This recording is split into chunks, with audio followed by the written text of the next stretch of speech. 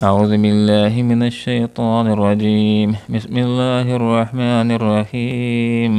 قالوا اتخذ الله ولدا سبحانه والغني له ما في السماوات وما في الأرض إن عندكم من سلطان بهذا أتقولون على الله ما لا تعلمون قل إن الذين يفترون على الله الكذب لا يفلحون. صدق الله العظيم. سبحانك لا علم لنا إلا ما علمتنا إنك أنت العليم الحكيم. قالوا انہوں نے کہا اتخذ بنا لیا ہے اللہ تعالیٰ نے ولدا اولاد، سبحانہ وہ اس سے پاک ہے، والغنی وہ بے نیاز ہے، لہو اسی کے لیے ماں جو ہے فی السماوات آسمانوں میں، وما اور جو ہے فی الارض زمین میں، ان عندکم نہیں ہے تمہارے پاس من سلطان کوئی دلیل بہذا اپنے اس قول باطل پر، اتقولون کیا تم کہتے ہو اللہ کے پر ما وہ لا تعلمون جو تم جانتے نہیں، قل کہہ دیجئے ان بے شک الذین وہ لوگ یفترون جو گھڑتے ہیں اللہ کے اوپر الکذب جھوٹ، لا یفلحون وہ فلاح نہیں پائیں گے۔ دنیا کے اندر کچھ لوگ ایسے بھی گزرے ہیں کہ جنہوں نے رحمان ذات کی اولاد ثابت کرنے کی کوشش کی ہے، اللہ رب العالمین کی طرف اولادوں کو منسوب کیا ہے۔ اس جرم کے بارے میں اللہ رب العالمین کی ارشادات کا مفہوم ہے کہ یہ ایک ایسا جرم انہوں نے کیا اللہ کی طرف اولادوں کو منسوب کر کے کہ اس سے آسمان پھٹ جائے، زمین پھٹ جائے اور پہاڑ ریزہ ہو جائیں، کہ لوگ اللہ کے لیے اولاد ثابت کرتے ہیں، اس کے لیے زوجہ ثابت کرتے ہیں، حال یہ کہ اللہ تعالیٰ اولادیں رکھنے سے پاک ہے۔ قالوا انہوں نے کہا اتخذ اللہ ولد اللہ نے بیٹا بنا لیا ہے، اللہ کی اولاد ہے، سبحانہ وہ اس سے پاک ہے۔ سبحان کا مطلب ہے پاک ہے، اللہ پاک ہے ہر عیب سے، ہر نقص سے اور ہر کمزوری سے۔ عیسائیوں نے حضرت عیسیٰ علیہ السلام کو اللہ کا بیٹا قرار دیا، اور یہودیوں نے حضرت عزیر علیہ السلام کے حوالے سے عقیدہ رکھا کہ حضرت عزیر علیہ السلام اللہ کے بیٹے ہیں، اور مشرکین مکہ یہ عقیدہ رکھا کرتے تھے کہ فرشتے اللہ رب العالمین کی بیٹیاں ہیں۔ اللہ رب العالمین نے واضح طور پر یہ اعلان فرما دیا، قل هو اللہ احد، کہہ دیجئے اے آپ صلی اللہ علیہ وسلم ان لوگوں کے سامنے کہ اللہ ایک ہے، اللہ الصمد اللہ بے نیاز ہے، لم یلد ولم یولد نہ اس نے کسی کو جنا اور نہ وہ کسی سے جنا گیا، ولم یکن لہ کفوا احد اور اس کا پوری کائنات کے اندر کوئی ہمسر نہیں ہے۔ تو واضح طور پر اللہ تعالیٰ نے ان کے قول باطل کو رد کر دیا کہ جو یہ بات کرتے ہیں کہ اللہ تعالیٰ کی اولاد بھی ہے۔ اللہ رب العالمین نے واضح طور پر فرما دیا کہ نعوذ باللہ میرا کوئی باپ بھی نہیں ہے اور میری کوئی اولاد بھی نہیں ہے۔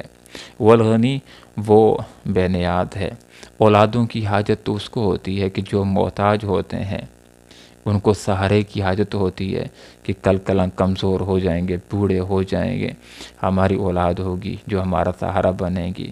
نعوذ باللہ اللہ تعالیٰ کے اوپر تو بڑھاپن نہیں آتا کہ اللہ تعالیٰ کو بڑھاپے کے لیے سہارے کی ضرورت ہو، اس کو اولادوں کی ضرورت ہو۔ اولادوں کی ضرورت تو ان کو ہوتی ہے کہ جنہوں نے کل فنا ہونا ہوتا ہے اور ان کو اپنا وارث چاہیے ہوتا ہے۔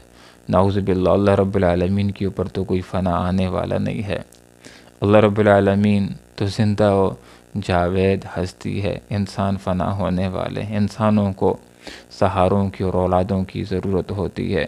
لہو اسی کے لیے ماں جو کچھ فی السماوات آسمانوں میں ہے اور جو کچھ زمین کے اندر ہے، تمام چیزیں اللہ تعالیٰ کی ملکیت ہے، اللہ تعالیٰ کو اولادوں کی کہاں حاجت۔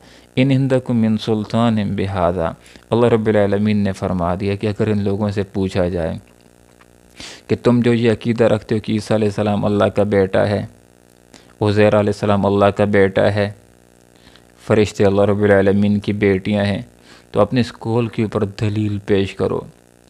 اللہ رب العالمین کی کتاب کی کوئی آیت پیش کر دو کہ جہاں پر اللہ تعالیٰ نے فرمایا ہو کہ فلاں میرا بیٹا ہے، یا کسی نبی کی کوئی مستند حدیث پیش کر دو جس کے اندر یہ بات مذکور ہو کہ نبی سے یہ بات ثابت ہو کہ نبی نے یہ بات ارشاد فرمائی ہے کہ فلاں اللہ رب العالمین کا بیٹا ہے۔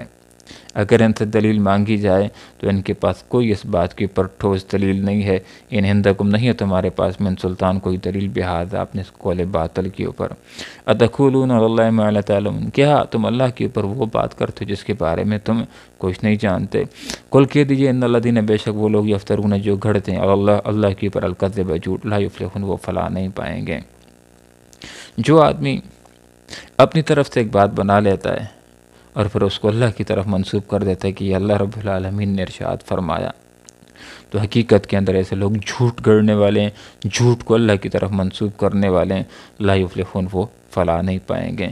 تو جو بھی مشرک ہے وہ فلاح نہیں پائے گا۔ فلاح سے یہاں خاص طور پر آخرت کی فلاح مراد ہے کہ جو بھی مشرک ہیں ان کو آخرت کے اندر فلاح نصیب نہیں ہوگی، رب کی رضا نصیب نہیں ہوگی۔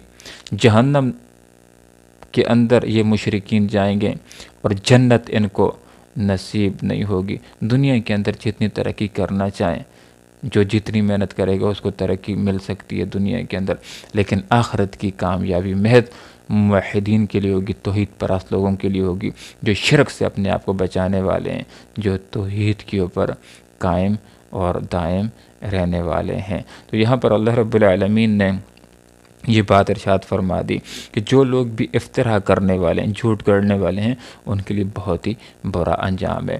آپ صلی اللہ علیہ وسلم نے بھی ایک روایت کے اندر یہ بات ارشاد فرمائی۔ آپ صلی اللہ علیہ وسلم کے ارشاد کا مفہوم ہے کہ جس نے میری طرف ایسی بات کو منسوب کیا جو بات میں نے ارشاد نہیں فرمائی تو وہ اپنا ٹھکانہ جہنم کے اندر بنا لے۔ اسی طرح ایک آدمی اگر یہ بات کہتا ہے کہ یہ بات اللہ رب العالمین کی، حال یہ ہے کہ وہ بات اللہ تعالیٰ نے ارشاد نہیں فرمائی ہے، تو وہ بھی اپنا ٹھکانہ دوزخ کے اندر بنا لے۔ اللہ رب العالمین سے دعا کرتے ہیں کہ اللہ تعالیٰ مجھے اور آپ کو اس بات کی توفیق عطا فرمائے کہ ہم شرک سے اپنے آپ کو بچانے والے ہوں، جس قسم کا بھی شرک ہو، اور اللہ تعالیٰ مجھے اور آپ کو توحید کے اوپر کاربند رکھے۔ اللہ عمل کی توفیق عطا فرمائے، آمین۔ وآخر دعوانا ان الحمد للہ رب العالمین۔